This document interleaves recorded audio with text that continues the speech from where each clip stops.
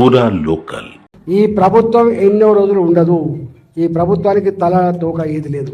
తుగులకు ఎప్పుడో మన చరిత్రలో తుగులకు అని చదువుకున్నాం. ఈ ముఖ్యమంత్రి అంటే తుగులకు నేను చాలాసార్లు చెప్పిన ముఖ్యమంత్రి గారి గురించి. ఇవాళ మా ప్రజల్ని ఏడిపించుకొని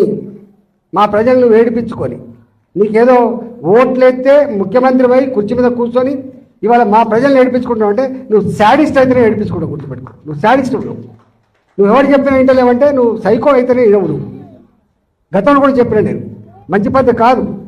ఇవాళ పరిపాలకుడు అనేవాడు, ముఖ్యమంత్రి అనేవాడు ప్రజల కన్నీళ్ళు ఏంటిది, ప్రజల కష్టాలు ఏంటివి, ఒకవేళ నీకు నీ ఇంటెలిజెన్స్ వ్యవస్థ ఉంటుంది, తెలుసుకోవాలి.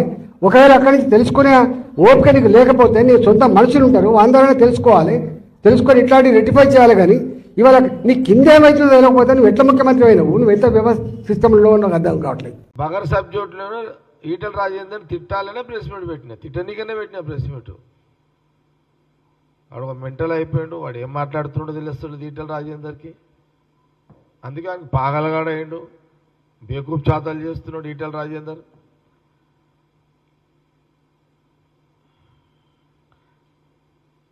నువ్వు మళ్ళొకసారి కాంగ్రెస్ పార్టీ ముఖ్యమంత్రి రేవంత్ రెడ్డిని కానీ కాంగ్రెస్ పార్టీ నాయకులను కానీ మంత్రులను కానీ ఇట్లా మాట్లాడితే నీ నడి రోడ్డు మీదనే నిలబెట్టి